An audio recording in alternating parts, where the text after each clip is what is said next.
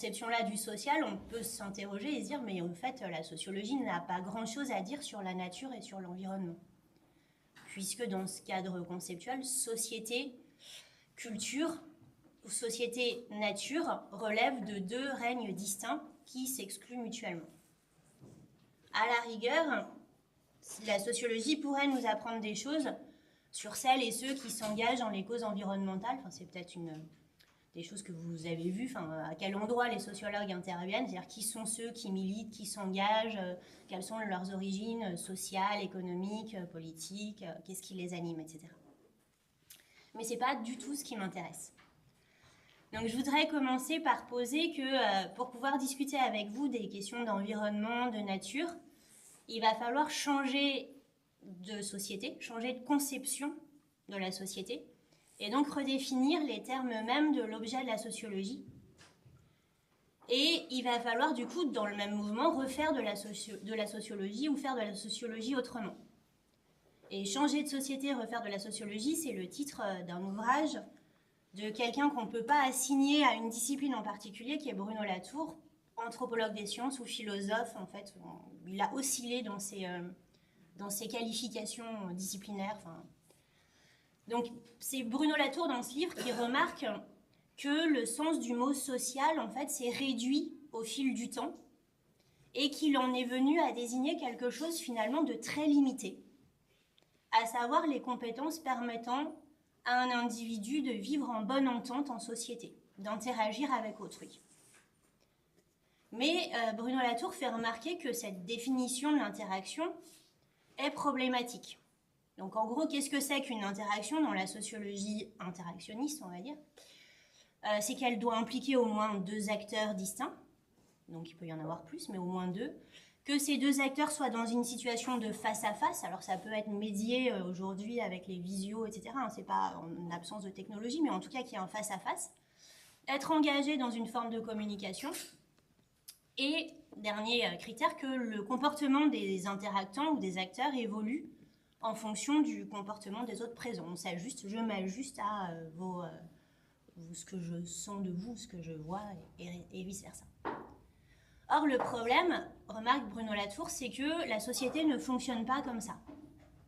Et bon, il était, parce qu'il est décédé, assez provocateur. À la rigueur, dit-il, cette définition de l'interaction et cette sociologie pourrait valoir non pas pour les sociétés humaines, mais pour les grands singes ou les babouins, donc qui s'appuient sur les travaux d'une primatologue, Charlotte Strum, qui montre qu'effectivement les babouins sont dans des situations d'interaction de face à face en permanence. Il dit qu'effectivement il n'est pas possible d'observer des interactions ainsi définies entre humains sans, au préalable, avoir laissé en dehors de l'interaction tout le reste de l'histoire. Tout ce qui pourtant est bien présent dans la situation, mais qui n'implique pas ou qui n'engage pas l'interaction en cours et qui ne la concerne pas. Autrement dit, l'interaction, elle est cadrée et elle exclut ou elle laisse à sa porte, au seuil, tout un tas de choses qui pourtant sont aussi là.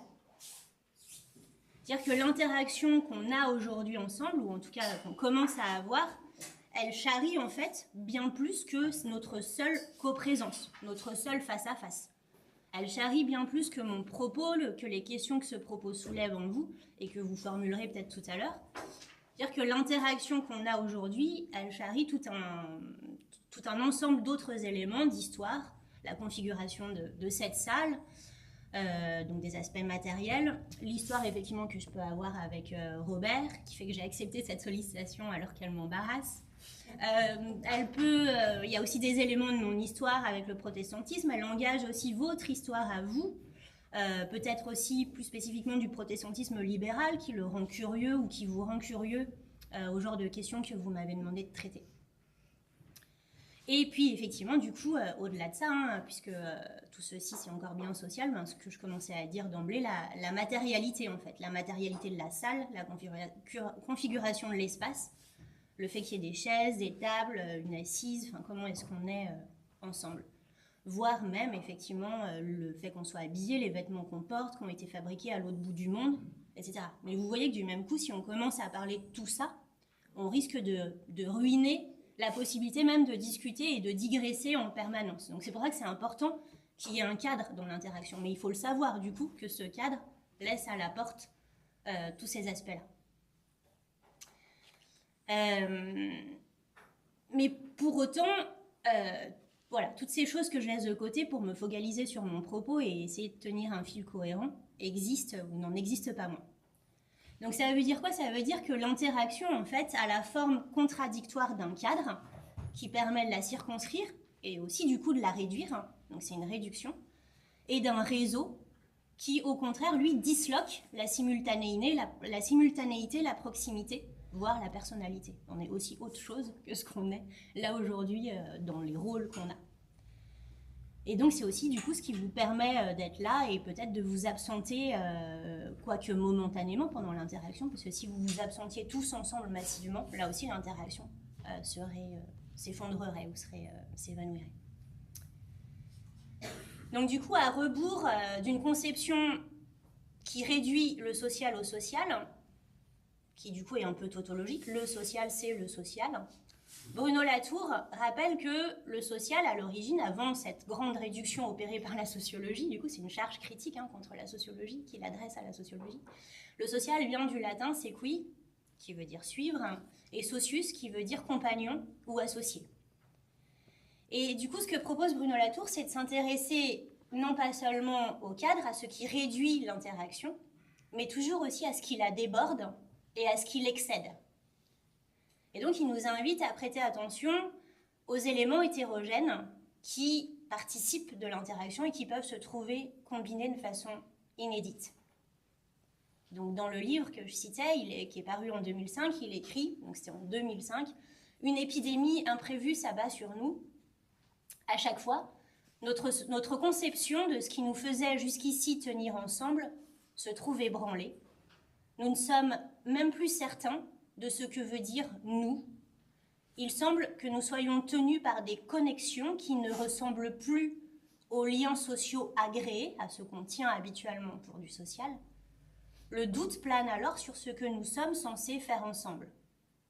Et il interroge, n'est-ce pas ainsi que nous nous trouvons face à face le plus souvent avec la dimension sociale de notre existence? Donc c'était en 2005, mais évidemment cette proposition, elle résonne assez directement avec l'expérience de la dite pandémie de 2020. Donc je reviendrai peut-être, si j'ai le temps, à la fin sur la pertinence de ce qualificatif de pandémie, où nous nous sommes effectivement en 2020 découverts liés à la ville de Wuhan en Chine, à son marché aux animaux, ses pangolins, les chauves-souris, en même temps que nous nous sommes trouvés obligés de nous détacher de tout ce qui faisait notre quotidien le plus ordinaire, nos proches, notre environnement, nos activités.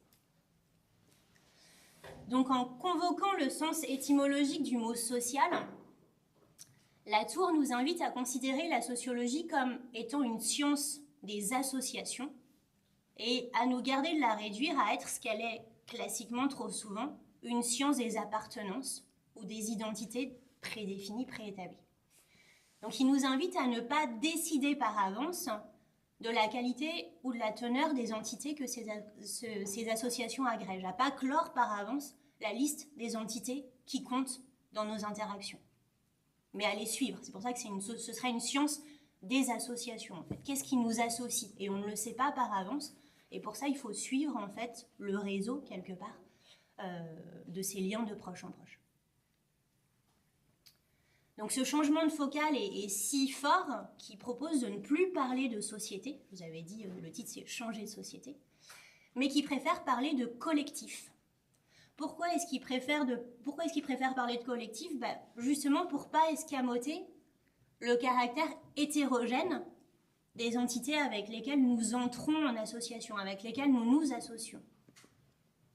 L'exemple de la pandémie, si je le suis un petit peu et parlons, nous n'avons d'un seul coup plus pu ne pas voir que le social, l'économique, le biologique, le politique, l'écologique étaient enchevêtrés, inextricablement mêlés et pas séparés disciplinairement par exemple ou sur des plans distincts. Donc parler de collectif, c'est aussi réévaluer l'importance qu'on accorde à ceux que Latour appelle les non-humains.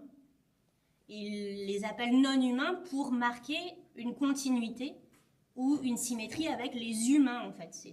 Voilà, ce sont des non-humains, mais finalement, il n'y a pas forcément de différence qualitative entre eux et nous.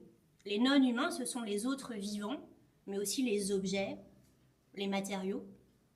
Et il s'agit pour lui de réintroduire dans la pensée qu'on a de ces associations ce qu'il appelle la masse manquante du social. C'est-à-dire que pour que le sociologue puisse observer ce social au sens réduit du terme, il a dû effectivement mettre à la porte tous les non-humains. C'est devenu une sociologie, une science des humains. Et donc il s'agit de pouvoir penser au contraire que l'action, elle est plus seulement le fait des humains, que l'intentionnalité et l'intelligence est plus seulement une qualité humaine, mais qu'elle peut aussi, à voir comment, être le fait des non-humains. Donc Bruno Latour a fait une grande partie de sa carrière au Centre de sociologie de l'innovation à l'École des mines de Paris, donc dans une école d'ingénieurs. Et du coup, lui, il s'est plus particulièrement intéressé aux objets et aux dispositifs sociotechniques, bien plus qu'aux autres non-humains comme les autres vivants, les animaux, les plantes, les végétaux. Donc je vais vous donner un exemple un petit peu concret de ce que sa proposition implique. Et j'évoquerai, c'est un exemple un peu célèbre qui est souvent repris parce qu'il est facile, il est très imagé. L'exemple des ralentisseurs ou des dodanes, dont Latour se plaît, bien évidemment, si vous suivez l'argument sur la symétrie humain-non-humain, à rappeler qu'on les appelle aussi en français les gendarmes couchés. Donc son argument, c'est le suivant. À quoi servent les gendarmes couchés ou les ralentisseurs ? À répondre à la question comment réussir à faire ralentir les conducteurs aux abords des écoles de nos enfants de façon à assurer leur sécurité, alors même qu'ils traversent sans forcément faire attention aux voitures ou sans être visibles des conducteurs. Donc on peut bien sûr mettre un panneau zone A30 ralentissez, ce qui ne suffira pas forcément à faire ralentir le chauffeur pressé et peu respectueux. On peut adjoindre au panneau la présence d'un gendarme humain qui contrôle et sanctionne ceux qui ne respectent pas la règle posée. Mais on peut aussi déléguer, donc c'est l'argument de la délégation, déléguer l'action humaine à un objet et donc installer un ralentisseur, un dodane, un gendarme couché en lieu et place du gendarme humain qui oblige, autrement que ne le fait le panneau, le conducteur à ralentir, ne serait-ce que parce que peut-être qu'il est soucieux, à défaut d'être soucieux des enfants des écoles, de ne pas endommager ses amortisseurs ou de ne pas secouer trop brutalement les passagers de sa voiture. Donc l'exemple, je le trouve assez joli et je l'aime bien parce qu'il montre comment les lois, les règles ne s'imposent pas comme par magie, alors qu'on a parfois une conception effectivement du social avec cette idée que les lois sociales s'imposent de manière coercitive et irrépressible à nous, mais c'est pas par magie, pas plus qu'on peut parier en fait sur l'intériorisation d'une norme morale pour imaginer qu'elle serait efficace. Ce qui est joli, c'est qu'on entrevoit combien les objets, un ralentisseur, se voient déléguer aussi une charge morale que le conducteur pressé ou peu respectueux du code de la route peut ignorer ou est prompt à ignorer. Donc l'argument, c'est de dire que les objets ne sont pas seulement matériels ou techniques, mais qui peuvent aussi être moraux, voire politiques. Je ne vais pas vous faire le topo sur tous les aménagements urbains qui permettent d'interdire ou d'autoriser la présence de certains dans l'espace public. Mais vous voyez la suite de l'argument. Donc du coup, et ce que pointe Latour, c'est qu'en disant ça, donc en disant que les objets peuvent avoir des qualités morales, peut-être plus que les humains, et nous obliger du coup, par extension, à être moraux, il ne s'agit pas de substituer un sujet de l'action à un autre, les non-humains aux humains, de dire que les non-humains, les objets agissent à la place des acteurs humains ou les remplacent. C'est pas du tout un argument technophobe, de la peur de la technique qui se substituerait aux humains, pas du tout. C'est en association, donc c'est bien les deux ensemble. Il s'agit de poser que, du coup, aucune science du social ne peut exister si on ne commence pas par examiner avec sérieux la question des entités qui participent à l'action, même si cela doit nous amener à admettre que à cette action participent ces fameux non-humains. Donc le geste de Bruno Latour, c'est celui du repeuplement du monde. Les objets ou les non-humains, ce n'est pas des simples supports inconsistants, ce n'est pas seulement des miroirs ou des reflets des forces sociales, ce n'est pas simplement des signes arbitraires d'identification, de distinction. Les objets agissent.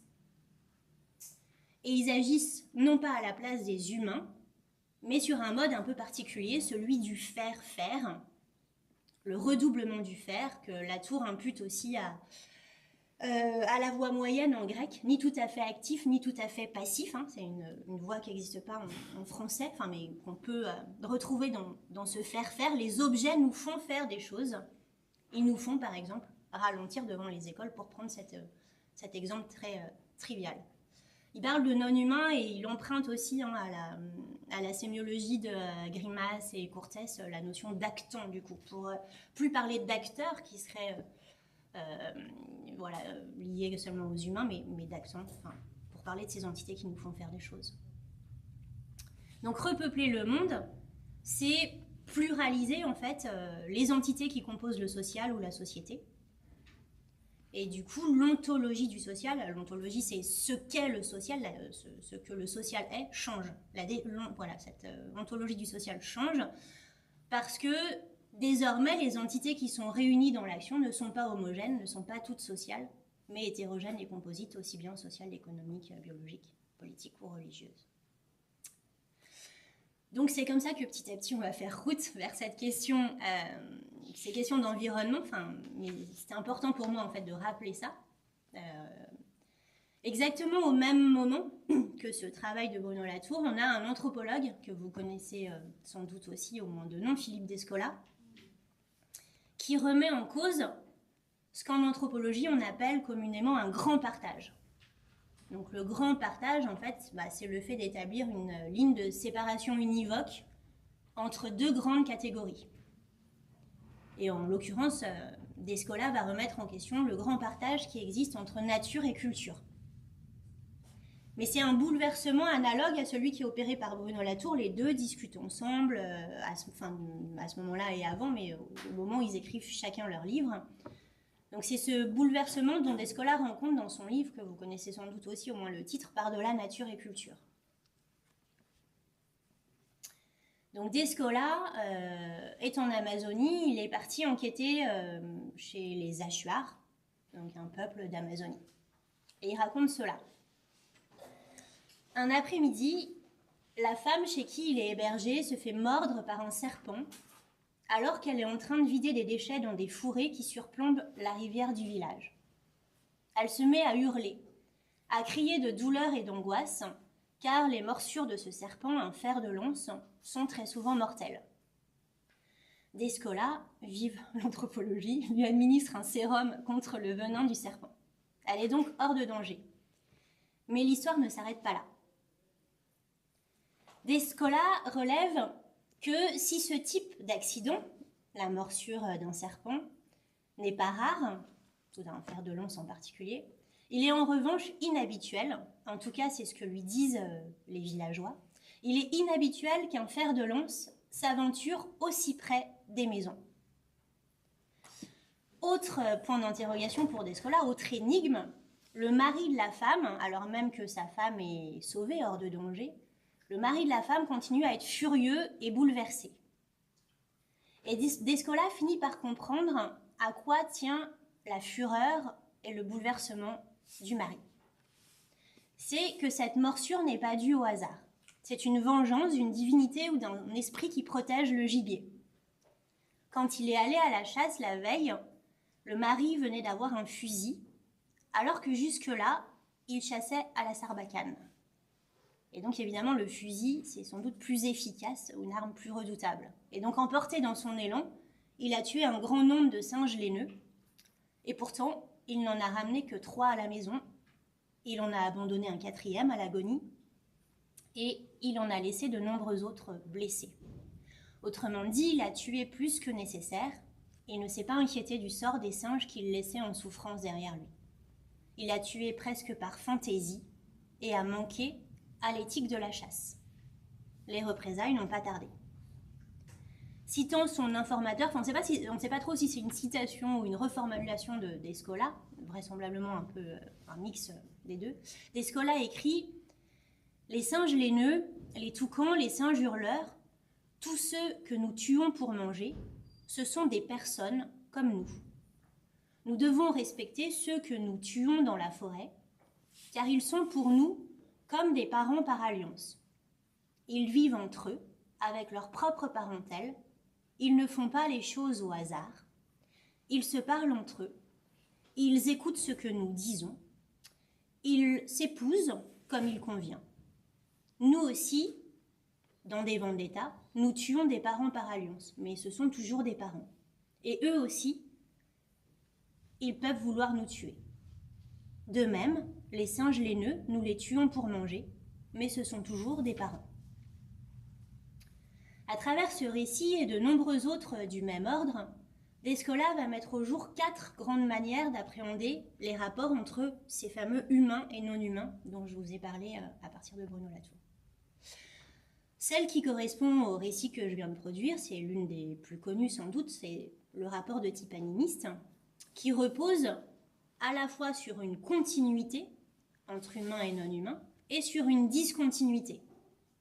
Donc, dans le rapport de type animiste, il y a continuité entre humains et non-humains au plan de l'âme ou de l'esprit. Donc, il y a continuité des intériorités. Pour les Achuars, la plupart des plantes et des animaux possèdent une âme similaire à celle des humains, ce qui permet de les ranger parmi les personnes. Donc, cette âme leur assure en effet conscience réflexive, intériorité.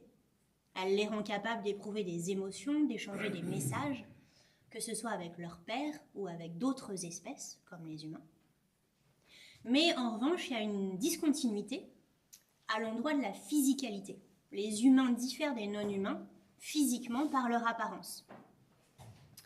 Les non-humains s'apparentent donc à des partenaires sociaux avec lesquels on peut entrer en relation, quoique sur un autre mode que celui de la communication entre humains, par exemple par l'entremise de rêves ou d'incantations. Les non-humains sont des sujets avec lesquels les Achuars entretiennent des relations au quotidien.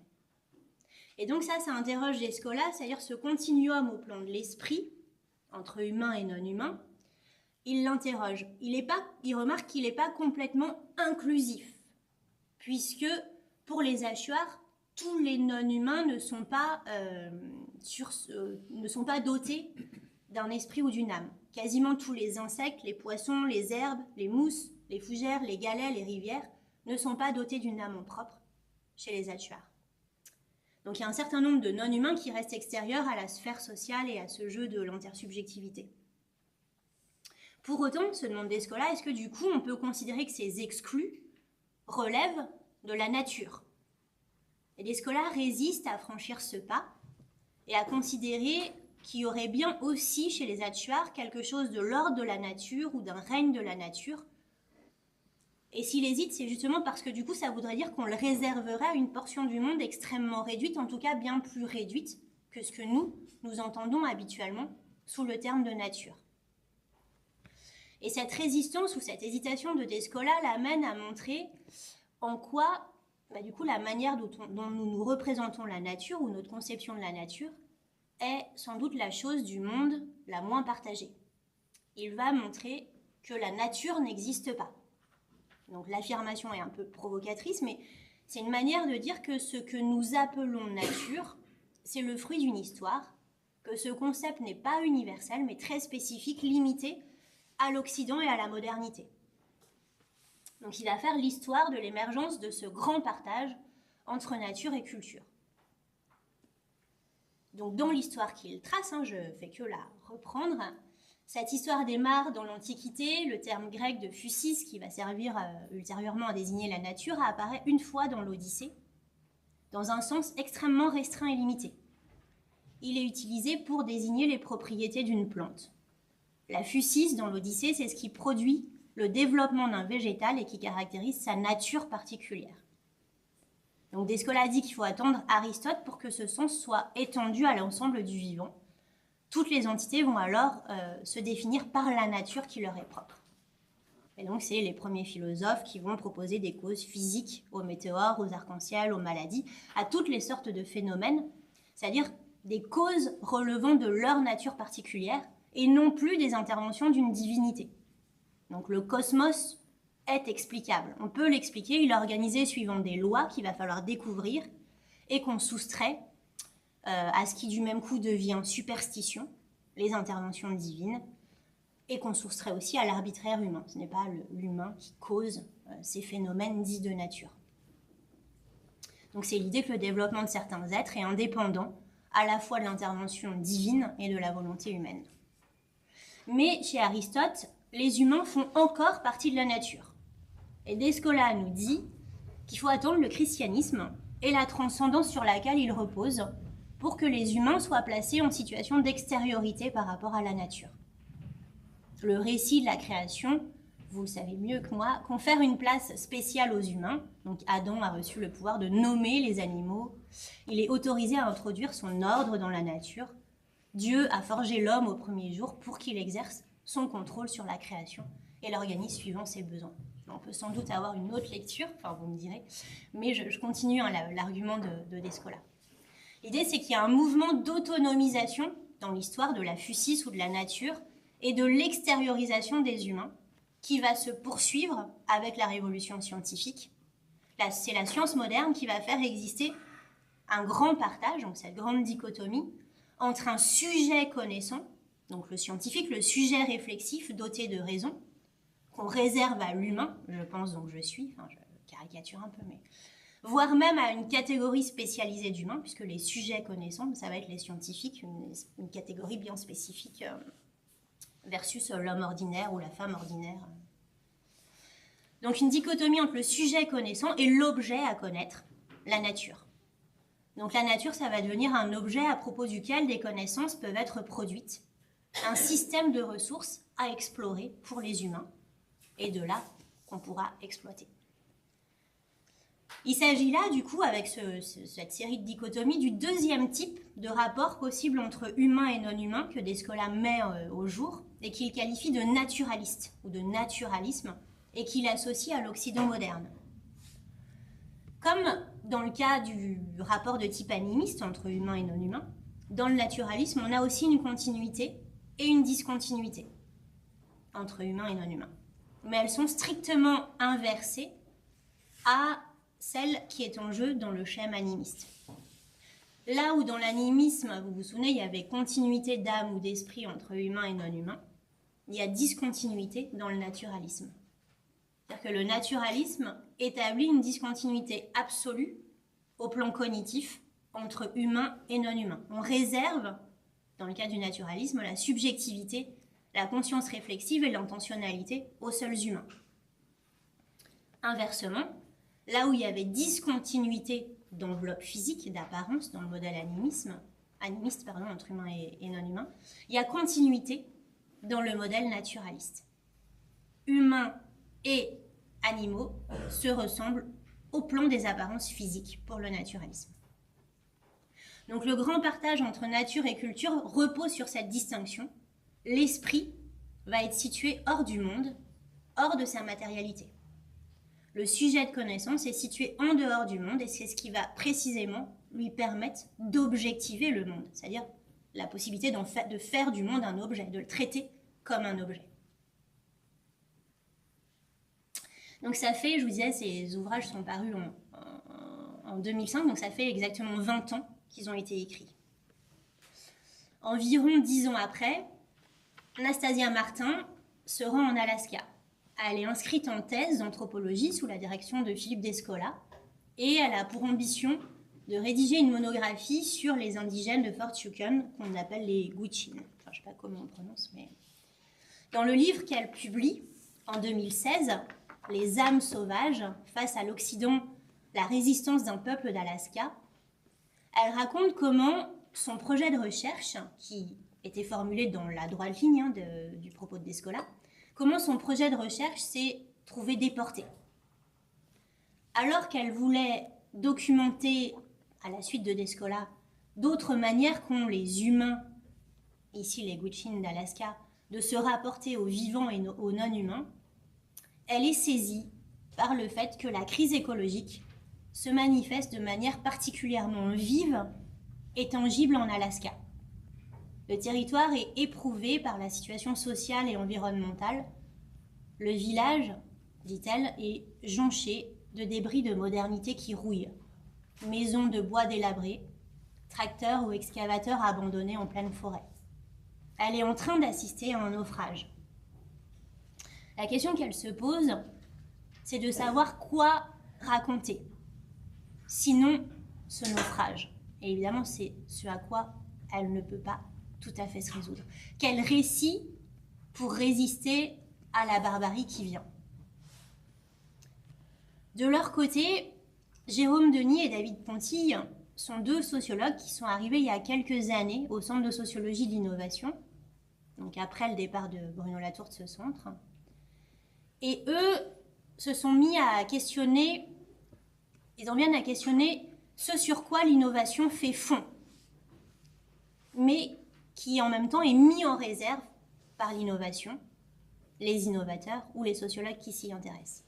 Ils ont mené une enquête sur la signalétique dans le métro parisien, qui les a amenés du coup à déplier les ressorts de la puissance de cette signalétique, ce qui fait qu'elle est, semble-t-il, l'une des plus réussies du monde. Donc ils ont prêté attention aux nomenclatures, aux chartes graphiques et à la standardisation qui a permis d'établir cette signalétique du métro. Et au moment où ils s'apprêtent à clore leur enquête, à se dire ça y est, c'est terminé, on a fait le boulot, on va écrire notre livre, un de leurs interlocuteurs les invite à aller rencontrer les gars de la maintenance. Conseils qui vont suivre et qui va leur faire découvrir une autre ontologie ou une autre définition des panneaux du métro parisien que celle qu'ils avaient mise en évidence.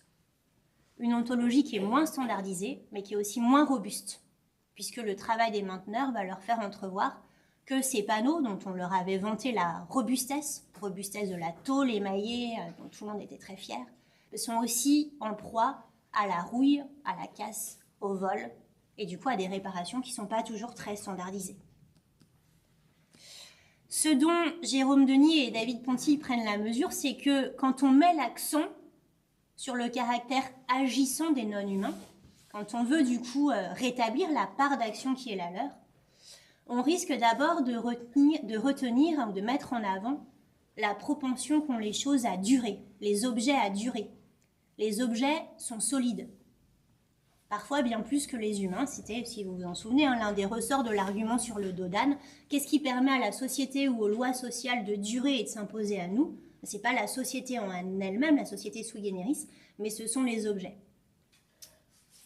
Mais du même coup, ce qu'on relègue à l'arrière-plan, c'est toute une dimension de la vie des objets qui a à voir avec l'usure, leur dégradation, leur décomposition. L'innovation contient une charge éminemment positive et intéressante, puisqu'elle est ouverte à l'émergence et à ce fameux repeuplement du monde. Mais elle ne va pas sans cette part plus sombre qui est coextensive à elle, dégradation, usure, décomposition.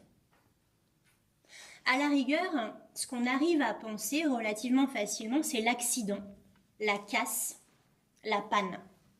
Et là, quand je dis nous, je pense aux sociologues, mais plus largement, on pourrait dire les modernes occidentaux. Si vous pensez au scénario des films catastrophes, ils reposent entièrement sur ces ressorts. Il faut aller sauver un astronaute en perdition dans l'espace, une humanité en proie au feu ou à un virus incontrôlable. Et ce qu'on appréhende du coup dans ce paradigme de la casse, de l'accident, de la panne, c'est des événements qui sont exceptionnels. Et du coup, la réponse qu'on leur apporte ou qu'on apporte à ces situations, elle est exceptionnelle et elle met en scène des êtres exceptionnels, des héros, des sauveurs du monde. Donc là, finalement, l'idée, c'est de dire que la panne ou la catastrophe qu'on arrive à peu près à penser, elle fonctionne sur le même mode, la même grammaire ou le même régime que l'innovation. C'est des grands hommes héroïques, dans un cas les innovateurs ou les créateurs, des génies, de l'autre les réparateurs ou les sauveurs. Donc pas davantage que l'innovation, la panne ou la casse ne nous permettent de penser des situations aussi ordinaires, quotidiennes, banales que l'usure, la dégradation, la décomposition. Parce que ce sont des situations qui appellent non plus un travail héroïque de réparation ou de sauvetage, mais un travail quotidien d'entretien, de soins. Dès lors qu'on essaye de s'intéresser à cette autre dimension de la vie des objets, alors ce qui nous paraît être on ne peut plus solide ne l'est plus, en tout cas plus tout autant. C'est un géographe britannique, Tim Edensor, qui montre que les pierres de l'église Sainte-Anne à Manchester sont loin d'être inaltérables. Et pourtant, qu'est-ce qu'il y a de plus solide qu'une pierre? La pluie, le vent, la sécheresse, le gel, la canicule contribuent à détériorer les pierres de l'église, la qualité de l'air ambiant également. S'il y a trop d'acide sulfurique ou de nitrate dans l'air, alors le carbonate de sodium se dissout et va former une couche de sulfate sur la pierre qui devient alors très sensible aux fortes pluies. Donc vous voyez, du coup, je fais exprès de déplier ce récit pour dire, vous voyez à quoi des sociologues, enfin lui il est géographe, mais peu importe, peuvent s'intéresser en fait à la science des matériaux, enfin ou à la vie des matériaux en fait. Donc la leçon c'est la suivante. Alors que nous avons tendance à considérer la panne ou la casse du côté des objets, mais si je pense aux humains, la maladie ou la vulnérabilité sociale, donc si nous avons tendance, alors que nous avons tendance à considérer la panne ou la casse, la maladie ou la vulnérabilité sociale comme un écart à la norme, une situation exceptionnelle à laquelle il faut remédier pour recouvrer un fonctionnement qui serait normal, pour recouvrer la santé, est-ce qu'on ne gagne pas à prendre les choses autrement et à considérer que la panne, la casse, la fragilité du monde ou la vulnérabilité humaine sont notre condition commune. Et donc à appréhender la fragilité comme un point de départ, plutôt que quelque chose contre lequel il faudrait se battre ou lutter. Évacuer, enfin, résorber. Et raisonner dans ces termes, ça oblige à se départir du paradigme de la panne, de la casse, mais aussi de la crise.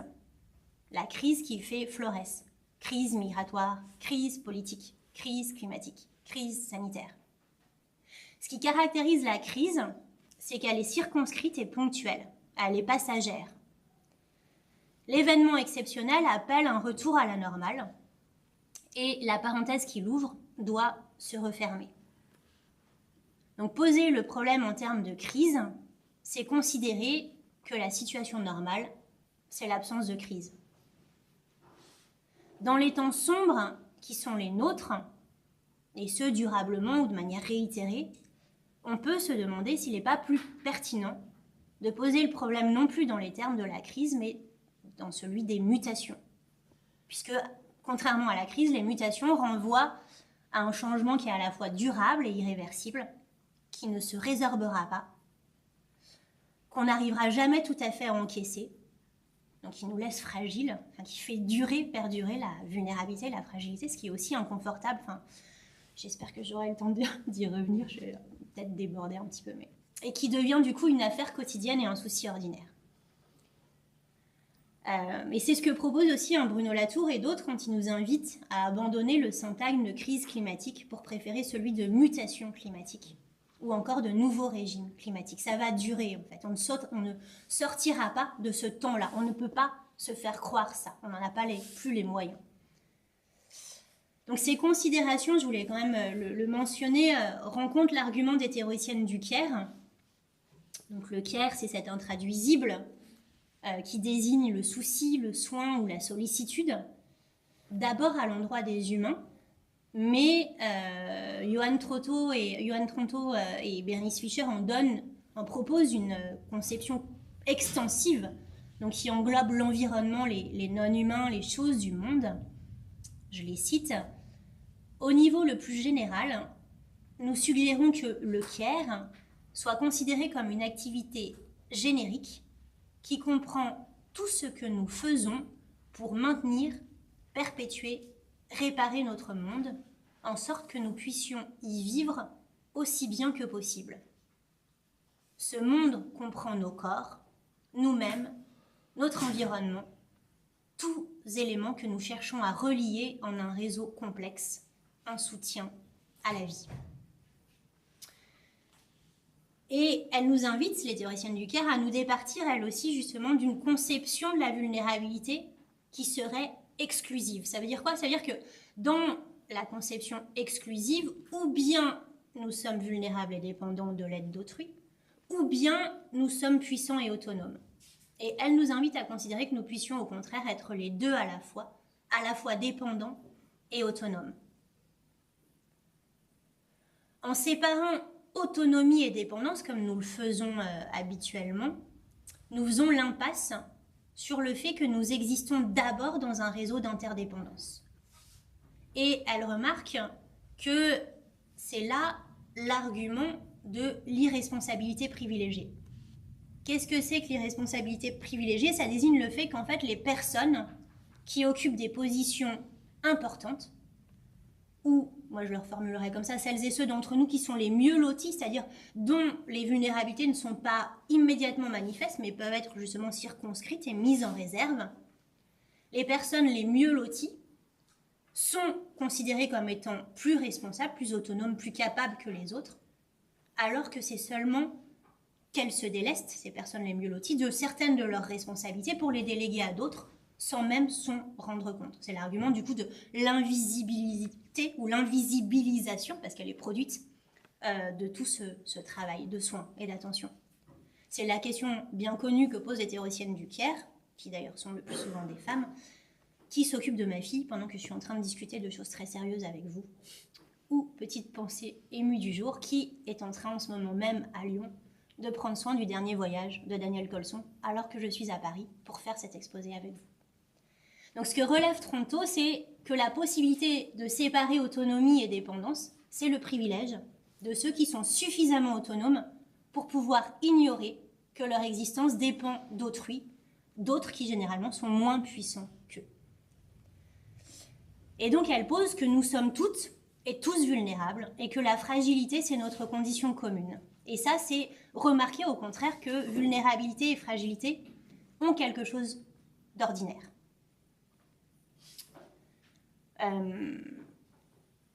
Bruno Latour et Philippe Descola n'ont pas dialogué avec les théoriciennes du care directement, mais leurs arguments sont néanmoins consonants.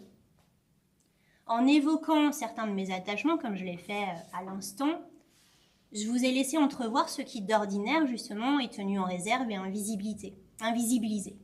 Donc j'ai rendu visible le fait que l'interaction dans laquelle nous sommes engagés ce matin, pour autant qu'elle a justement ce cadre dont je parlais tout à l'heure, qui nous permet de nous consacrer à l'objet de cette conférence, et pas moins traversée par des dimensions qui la débordent et que je contiens à l'extérieur, encore une fois, pour ne pas la ruiner. Mais ces dimensions sont présentes et elles ont une importance, puisque c'est celles qui me permettent d'être là ce matin avec vous. Et de votre côté, vous pouvez vous aussi en fait vous adonner à ce petit jeu. Quels sont les éléments de votre existence qui n'ont rien à voir avec notre échange ce matin et qui pourtant sont là et que vous vous efforcez peut-être de mettre en sourdine pour arriver à m'écouter, ou au contraire, qui font que vous décrochez parfois. Donc bien qu'il n'ait pas dialogué avec les théoriciennes du care, Bruno Latour a lui aussi mis en cause cette conception que je qualifierais de majoritaire de l'autonomie, suivant laquelle être autonome, ce serait être dépendant. Et il a fait valoir avec d'autres la nécessité de prêter attention à nos attachements, à ceux à quoi nous tenons, à ceux dont nous dépendons et qui nous fait tenir aussi en fait. Il a fait valoir que la question, c'était pas celle de savoir si nous étions libres ou aliénés, mais si nous étions bien ou mal attachés. Parce que ce n'est pas parce que nous sommes toutes et tous vulnérables que tous nos attachements se valent ou que nous sommes également vulnérables.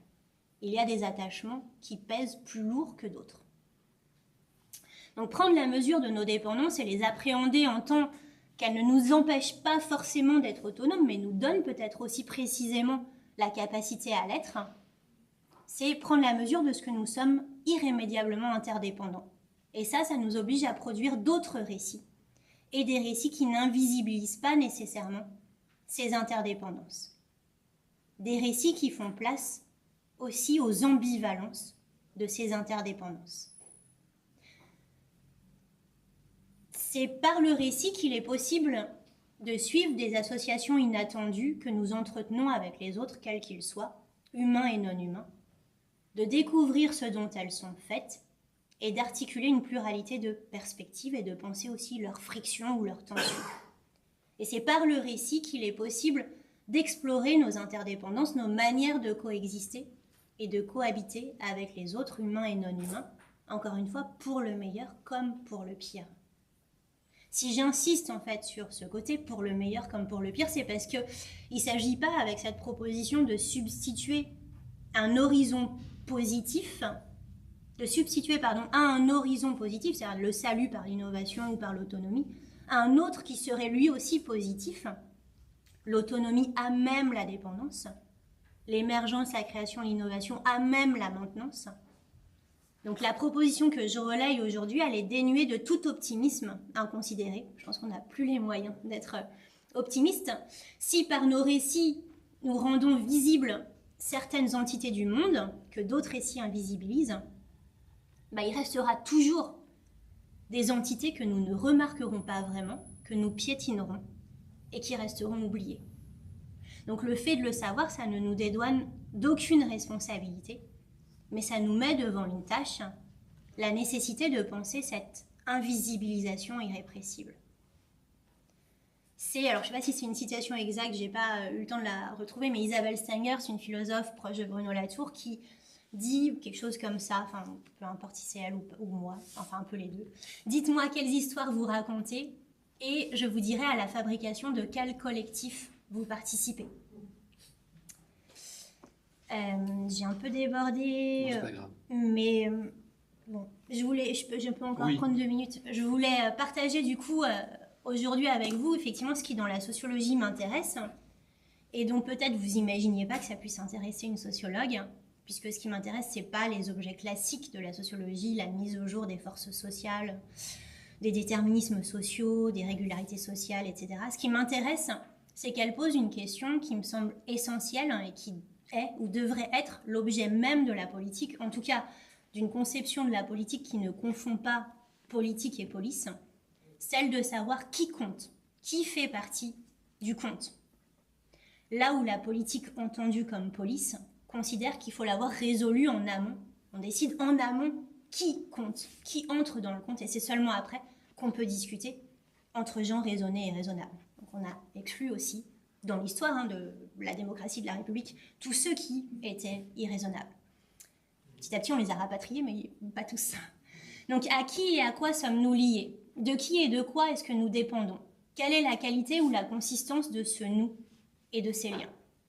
Et j'ai aussi voulu mettre l'accent, même peut-être quoique un peu trop brièvement, sur le fait effectivement que la proposition que je fais aujourd'hui ou que je relaye ne résout pas l'inconfort. Mais encore une fois, parce que je pense qu'on n'a pas les moyens de sortir de l'inconfort et du trouble. Poser que la fragilité est une condition commune n'est nullement la garantie que nous allons trouver une issue heureuse aux mutations auxquelles nous faisons face. C'est néanmoins peut-être, en tout cas c'est une proposition, peut-être une manière de nous ménager une voie, de nous frayer une voie pour réussir à habiter et à vivre dans ces mondes abîmés. Mais penser ensemble le côté abîmé et la vie possible. Je vous remercie de votre attention.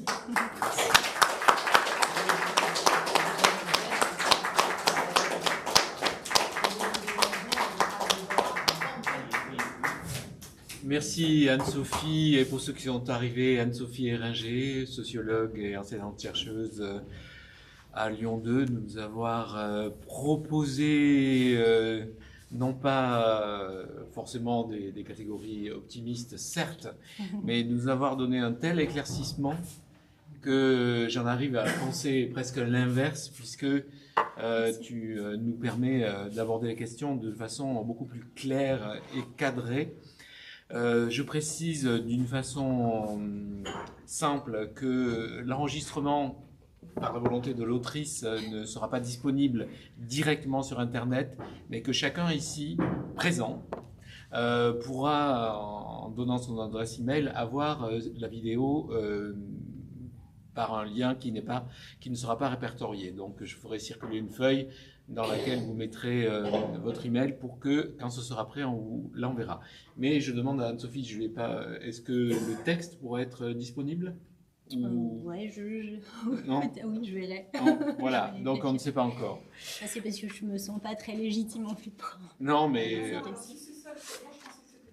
le problème de droit, ouais. Ah. Vous êtes absolument légitime à faire ce que vous faites ce matin, et c'est pour ça qu'on vous invite. Et ici, à l'Oratoire du Louvre, on invite dans la pluridisciplinarité. Et il ne faut pas être théologien pour parler ici. Ce n'est pas le problème. Et d'ailleurs, on fait de la théologie beaucoup plus largement, et vous en avez fait ce matin. Et on va pouvoir peut-être en rediscuter. C'est vrai que depuis le début de cette mission, aucun théologien officiel dans les brunchs libéraux de cette année n'a pris la parole jusqu'ici, à part pour animer ou pour faire des petites choses. Donc voici le moment. Bon, je ne méconnais pas que l'exposé est très riche, mais sans doute il y a des points saillants. On va commencer de façon traditionnelle, peut-être des petits points d'explication, certains, et puis après, un peu plus loin, de reprise et de questions un peu plus, comment dire, théorisantes. Voilà, qui veut prendre la parole, sachant qu'un micro peut être distribué. Je l'espère en tous les cas, je n'en vois qu'un là. Donc, il est là l'autre. Il y en a ici, mais c'est celui-ci qu'on prend. C'est celui-ci, voilà. Donc, qu'on déplace. Donc il y a le temps traditionnel de remise en place des idées. Si ça n'arrive pas, je prendrai la parole, mais je souhaite que, évidemment, quelqu'un d'autre que moi. Oui. Vous avez abordé un sujet intéressant concernant le rapport entre l'homme et la machine. C'est une grande histoire, la révolution industrielle, la société aujourd'hui du numérique, de la robotique. La machine qui vient en complément de l'humain, on le voit au Japon, population décroissante démographique. Le robot vient en assistance des personnes âgées, il vient en assistance des productions industrielles dans les usines. On a inventé le cobot, c'est-à-dire c'est un robot qui est l'assistant de l'homme et il travaille en même temps que l'homme. Donc la cohabitation homme-machine, c'est quelque chose qui est passé dans les habitudes aujourd'hui, c'est pas autre chose de nouveau. Vous mettez une dimension supplémentaire à cette relation entre l'homme et la machine. Et c'est à partir de là que j'ai eu du mal à suivre, mais bon, vous m'en excusez. Je pense que je manque certainement de profondeur sociologique pour aborder le sujet. Moi, j'ai plutôt une appréhension économique des choses, donc j'en resterai là, mais effectivement, votre exposé est très intéressant. Merci. Merci. C'était une remarque qui n'appelle peut-être pas de réaction, mais Anne-Sophie, sens-toi libre de démarrer quand tu veux aussi. Hein. Alors, avec le micro pour qu'on puisse garder l'enregistrement dans la question. Pour vous remercier de la très grande diversité des objets que vous nous avez mis à penser. Il y a les seules toutes petites réserves que je ferai concernent un petit peu la datation que vous avez faite. Que la notion de nature ait été mise en cause, mais ça se voit dès le XVIIe siècle, y compris chez ceux que vous montriez comme étant capables de faire une distinction entre l'être connaissant et puis le reste qui serait nature. Mais Descartes, par exemple, doute si véritablement il est bon d'appeler les choses nature. Il va préférer monde, il va préférer univers. Boyle va oser écrire un texte pour dire qu'il n'y a pas de nature. Bon. Il y a effectivement une contestation de la notion de nature qui est à peu près ce que l'on voit aujourd'hui. Je veux dire, c'est une affaire très longue et qui ne remonte pas simplement au XXIe siècle. Et la deuxième chose, alors là, ça serait plus général, ça serait, il y a un mot qui n'est pas venu, il est vrai que je suis sourd, j'entends mal, mais il y a un mot qui n'est pas venu, c'est le mot de probabilité. Il me semble que le monde que vous êtes en train de décrire, comme celui d'Iker, etc., bon, ce sont des mondes qui impliquent la notion de monde probable. Bon. Probabilité, ça veut dire qu'il y a une probabilité qui, d'une certaine façon, est effective, mais toute probabilité a un dessous, si je puis dire. Il y a P, mais il y a 1 moins P qui existe au moins autant que P. C'est-à-dire que dès que vous avez une action, vous avez forcément de la passivité, enfin, ce que vous allez ressentir, vous, comme de la passivité, et qui sera peut-être une activité pour d'autres. Donc, c'est ce que vous... Alors, est-ce que la notion de probabilité ne résoudrait pas un très grand nombre des questions, enfin, ne permettrait pas de poser presque les mêmes problèmes, avec peut-être l'avantage, par exemple, de les mathématiser, enfin, et ne pas en rester peut-être avec une certaine phénoménologie de ces problèmes-là. Et est-ce qu'on ne pourrait pas donc imaginer, encore une fois, que la probabilité résout assez bien ces problèmes-là? Quelqu'un comme Pascal, vous avez dit une chose remarquable sur les coupures, les scissions, etc. Mais Pascal fait exactement ça. Dans son calcul des parties, c'est exactement une coupure qui va être analysée. Et donc, voilà, donc complètement. La probabilité, est-ce qu'elle ne revêt une importance particulière dans ces cas? Alors, oui, c'est bien que tu puisses réagir. Pour expliquer, Jean-Pierre Clairaut est professeur de philosophie. Il ne faut pas dévoiler. Non, mais si, d'où est-ce qu'on parle? C'est intéressant aussi de savoir d'où on parle. La première conférence était faite justement sur en philosophie la contestation de la notion de nature. D'où l'intérêt qu'on a eu à entendre votre nouvelle lecture. Elle se complétait incroyablement. Alors, peut-être du coup, juste dire, c'est pas ma lecture, enfin, c'est pas moi qui ai fait le boulot, c'est Descola. Effectivement, je pense qu'on peut tout à fait discuter la lecture de Descola, qui en fait reste très structurelle. Enfin, c'était l'élève de Lévi-Strauss, Descola, je ne sais pas si vous voyez. Mais du coup, enfin oui, vous, j'en suis sûre, mais je parle à tout le monde. Du coup, qui reste très structuraliste. Et moi, c'est ce qui m'a frappé quand j'ai lu Part de la nature et culture il y a quelques années, c'était ce côté encore très structuraliste et du coup très catégorisant en fait, et du coup comme quelque part produisant ou performant en fait ce grand partage. Et je pense qu'il y a d'autres acceptions du naturalisme possibles. Enfin, Robert disait, je me raccroche moi à la sociologie pragmatiste et donc je lis des philosophes pragmatistes parce que c'est une philosophie, donc Dewey et James, et qui sont naturalistes mais autrement que comme ça. Donc je pense qu'on pourrait tout à fait, et que ce serait même un enjeu en fait de compliquer cette conception du naturalisme. Le naturalisme, ça n'est pas que ça en fait. Ce serait aussi une manière de répondre en faisant la critique du naturalisme descolien. De répondre, j'ai pas développé la piste de Nastasia Martin, je sais pas si vous voyez qui c'est. Elle fait partie de ceux qu'on appelle aujourd'hui en anthropologie et en philosophie, quelqu'un comme Baptiste Morisot, les penseurs du vivant. Je sais pas si vous avez vu apparaître il y a eu une série d'entretiens dans Le Monde avec un journaliste qui s'appelle Nicolas Truong, qui a fait une série d'entretiens avec les penseurs du vivant. Et les penseurs du vivant, ils s'inscrivent en fait dans cette conception du naturalisme vis-à-vis duquel ils ne peuvent être que critiques, parce qu'effectivement, si c'est cette dichotomie-là, et la porte de sortie, quelque part, c'est qui est intéressante. Hein, qu'est-ce que les animistes, ou la pensée de type animiste aurait à nous apprendre pour nous rendre sensibles aux catastrophes?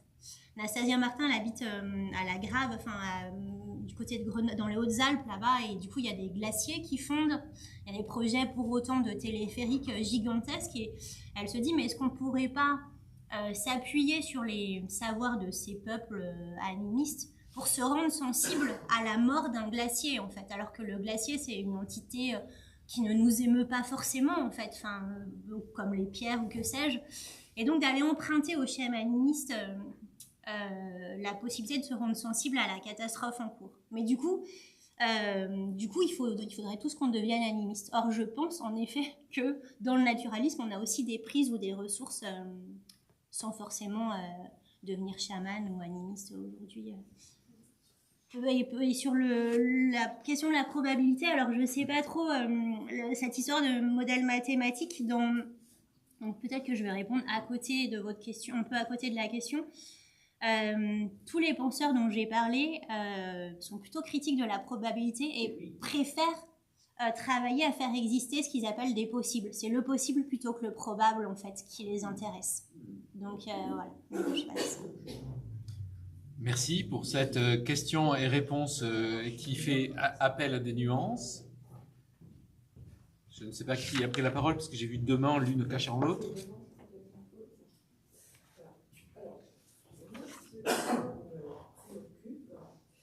C'est que nous avons, quand nous abordons des sujets que vous avez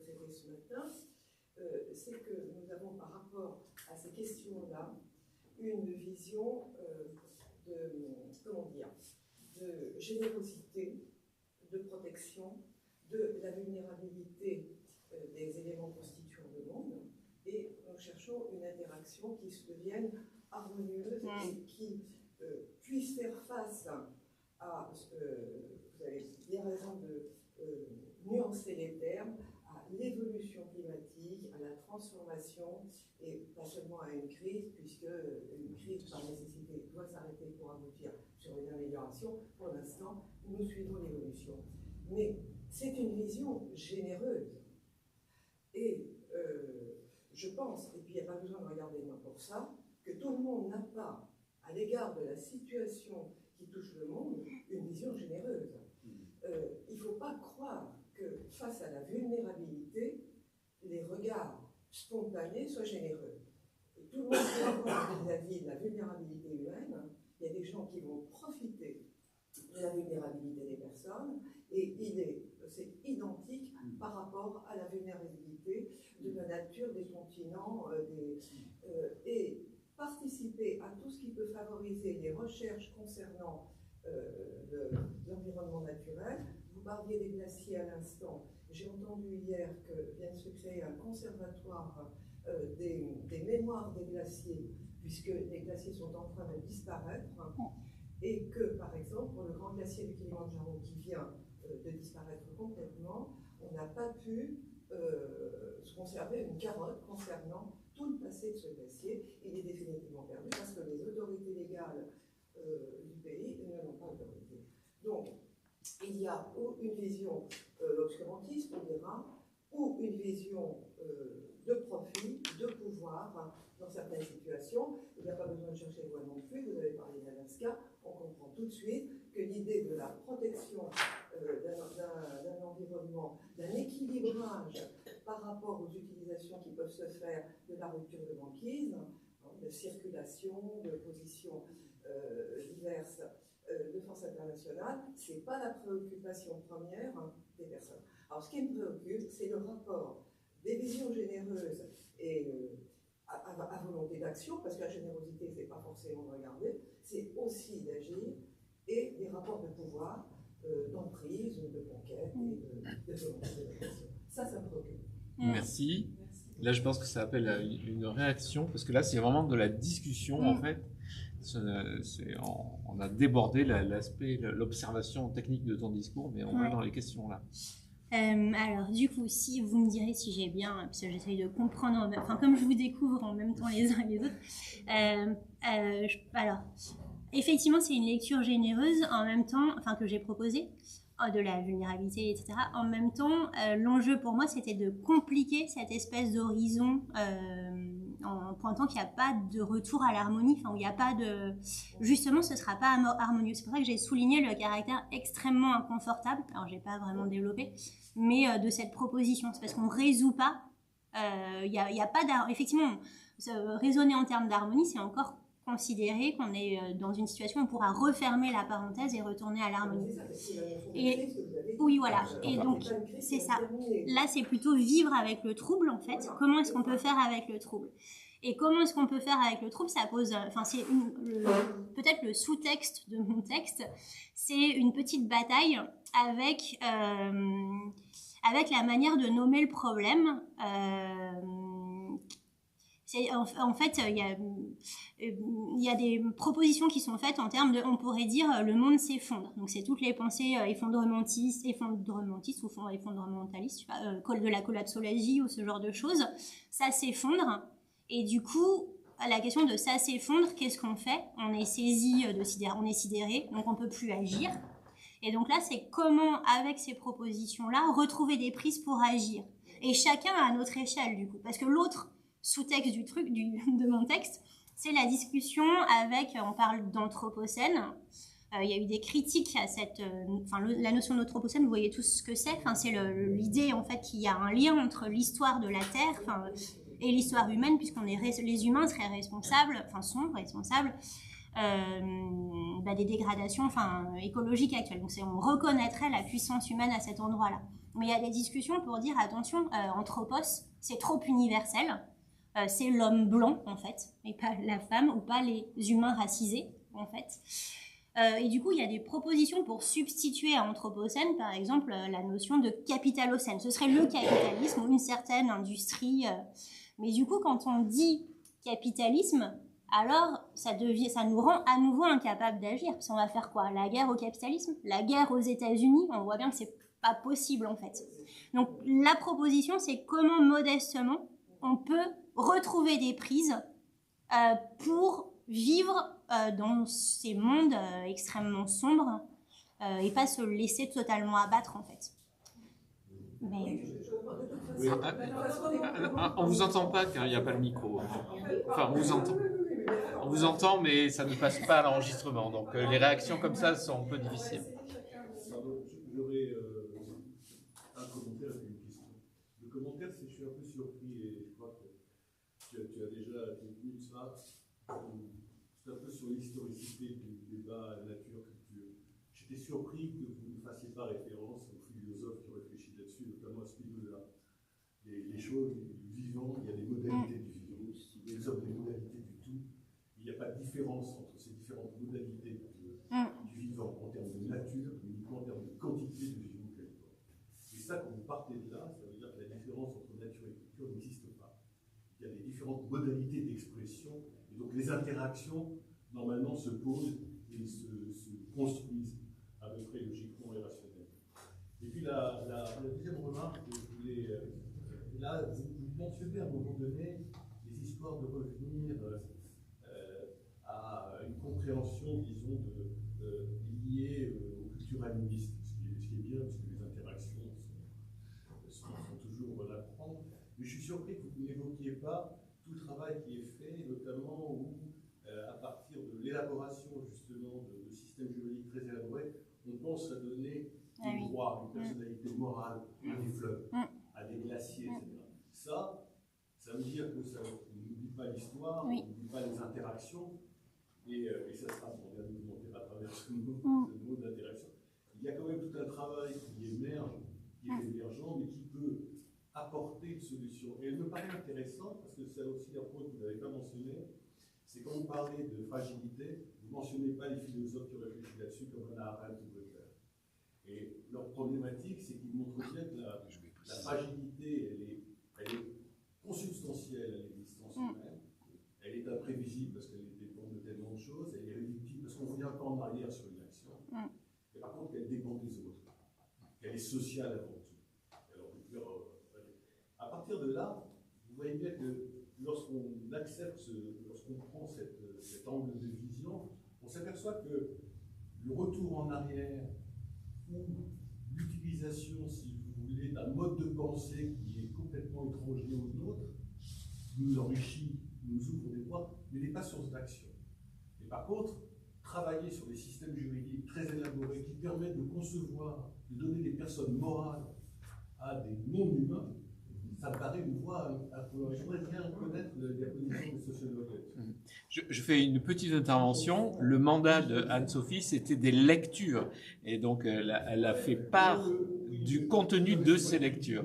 Et donc, mais elle a tout à fait le droit d'exprimer son point de vue. Mais le départ, c'était l'extraction de thématiques, y compris de distinctions qui ont été faites dans les lectures, qui ont été citées.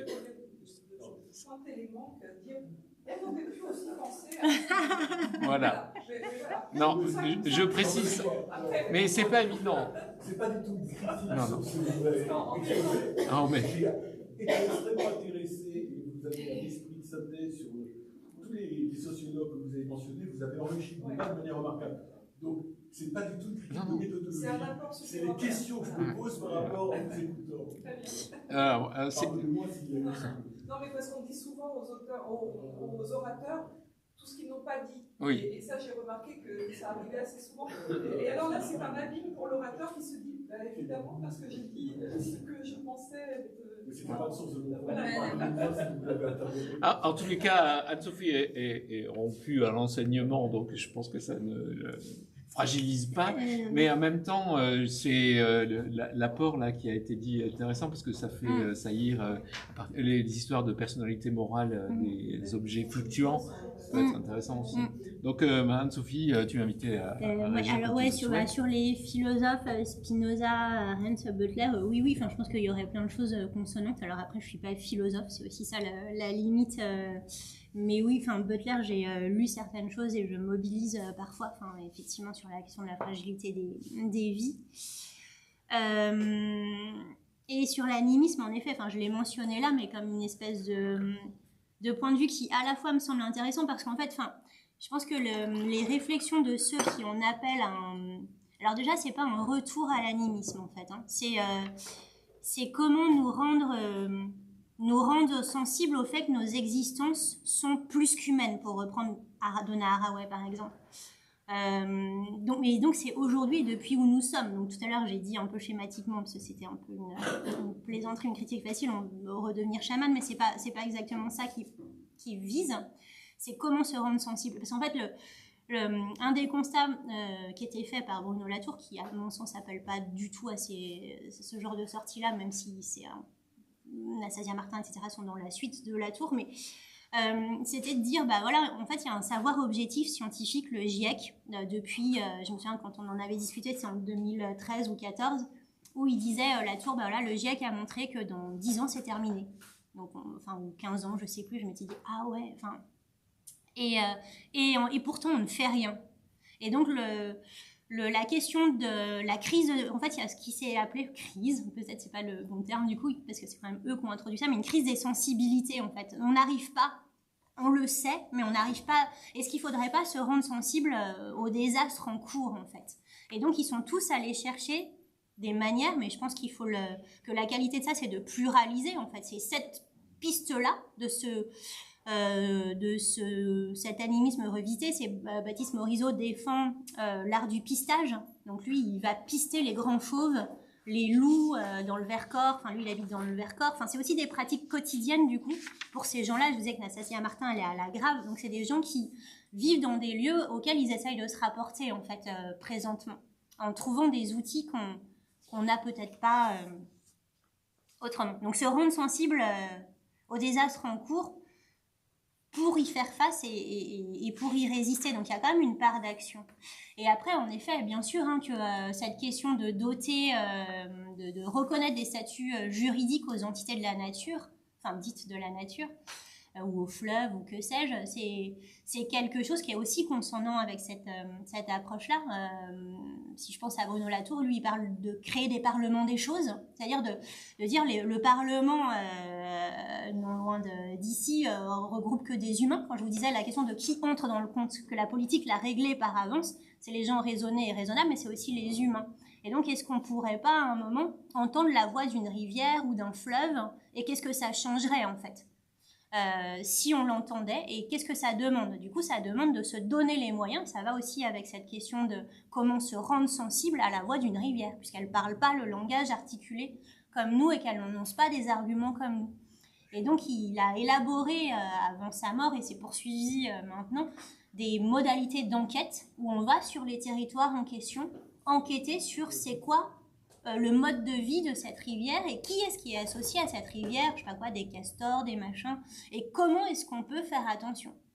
Sachant que, et c'était là mon argument, et aussi sur le pessimiste, c'est que forcément, penser ces associations-là, faire des propositions de vie ensemble, c'est forcément continuer à en exclure un certain nombre, parce qu'en fait, l'horizon de l'harmonie, c'est aussi il n'y aura pas de paix, en fait. Enfin, il n'y aura pas de paix possible. Donc c'est des coexistences avec des frictions, et comment est-ce qu'on les travaille, quoi. Enfin, mais il parle aussi d'un Morisot comme Latour de travail diplomatique, en fait. Donc c'est tout un art de la diplomatie que de discuter avec les non-humains. Alors une autre prise de parole, puis après j'essaierai de aussi prendre la parole. Oui. Juste une remarque, c'est qu'au fond, tout tourne autour de la pluralité des langages d'appropriation, des langages majoritaires, des langues qu'on n'entend jamais, des invisibilités même sonores, de tout ce qui est l'Afrique est aussi là de la richesse de l'abord de la nature, voilà, de toutes ces populations.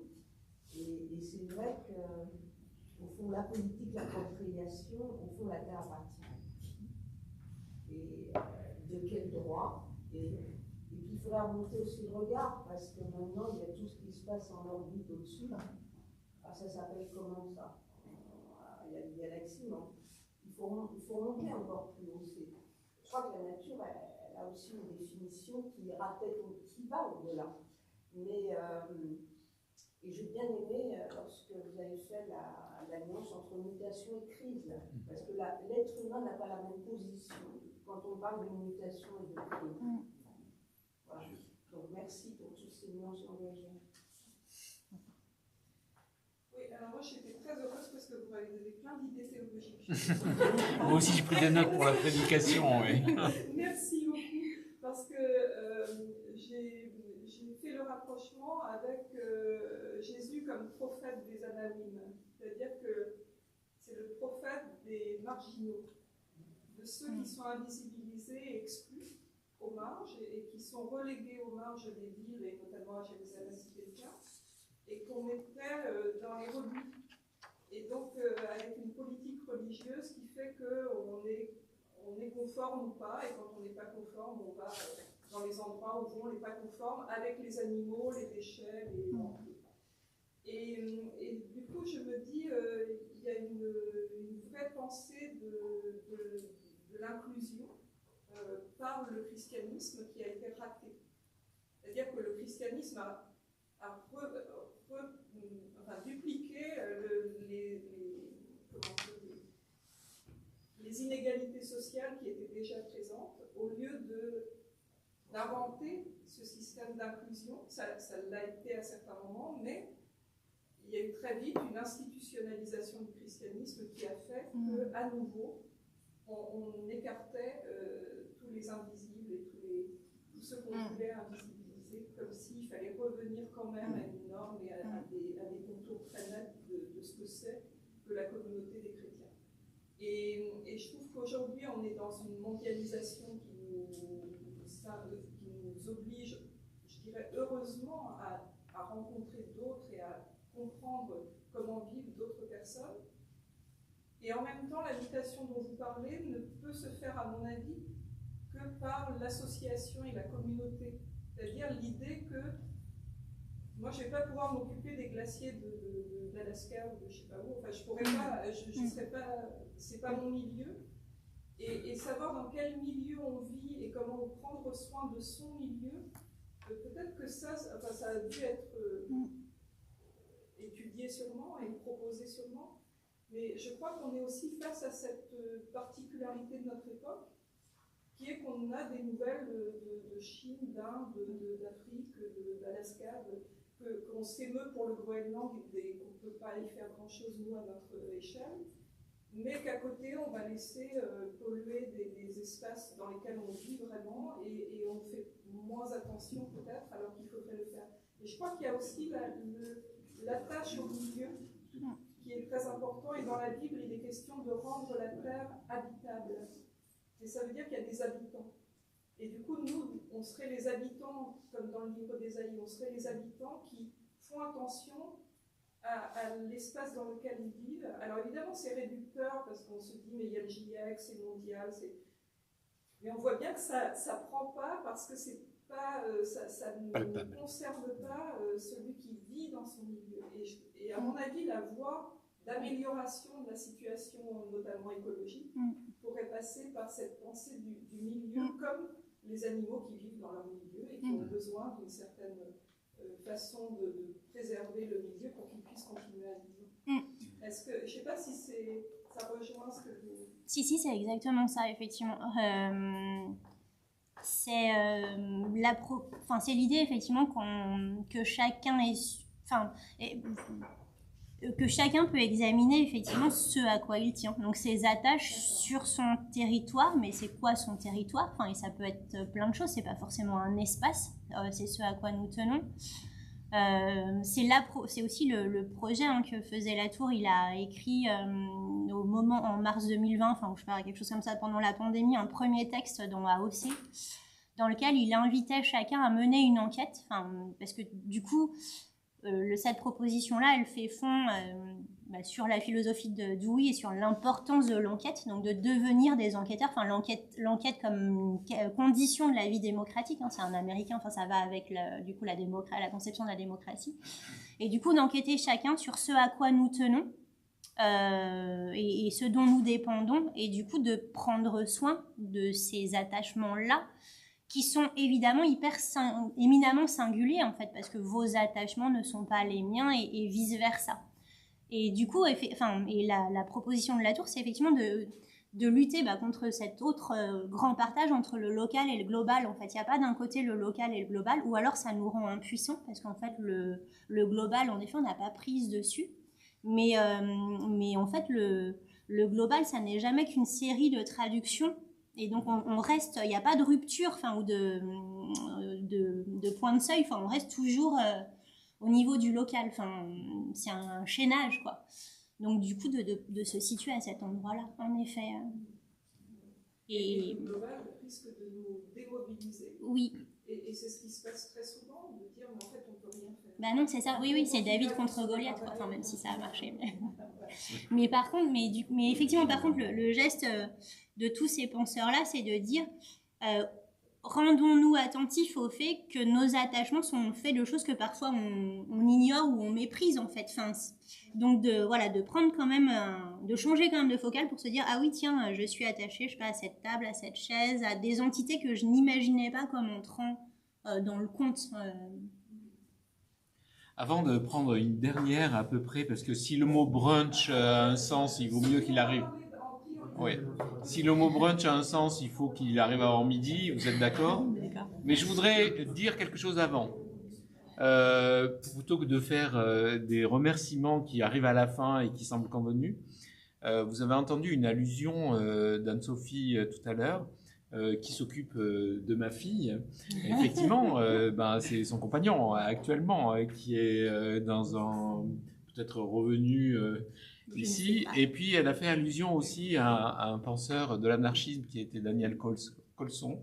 Et je viens d'apprendre que ta venue ici t'a empêché. Merci de ne pas me l'avoir dit parce que j'aurais annulé du coup. Mais non.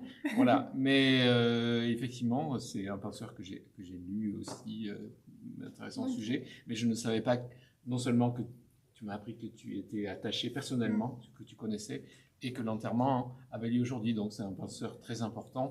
Donc c'est pour ça que je gratifie Anne-Sophie de sa présence là. Et la masse manquante de toi va revenir bientôt, en tout cas sous la forme de ta petite fille et ton compagnon. Mais voilà, donc peut-être qu'on peut prendre une dernière question et ensuite on va rentrer dans l'informel. C'est plus une réflexion. Vous avez évoqué Nicolas Coulon. Je pensais à un entretien qu'il a eu avec Edgar Morin au moment de la pandémie que vous avez évoqué aussi. Et Edgar disait à ton voix, à l'inentendu, et dans un livre d'entretien avec Nicolas Coulon également.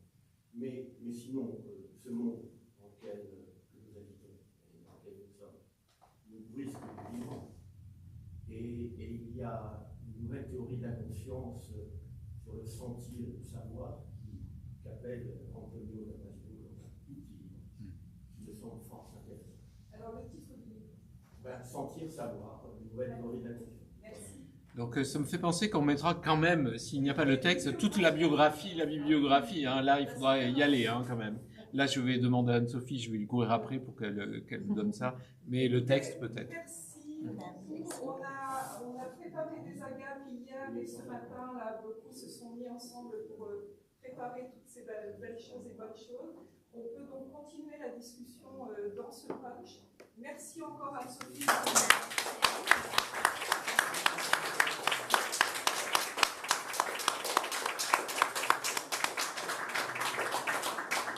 Voilà, et merci à Robert d'avoir eu la bonne idée de cette invitation.